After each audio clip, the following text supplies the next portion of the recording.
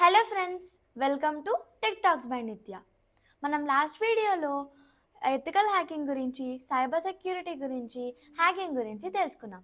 So ఈ వీడియోలో మనం ఎథికల్ హ్యాకర్ మన సిస్టంలో ఉన్న వల్నరబిలిటీస్ అంటే వీక్నెస్ని ఫైండ్ చేయడానికి ఎలాంటి స్పెషలైజ్డ్ ఆపరేటింగ్ సిస్టమ్ని ఫైండ్ చేస్తాడో చూద్దాం.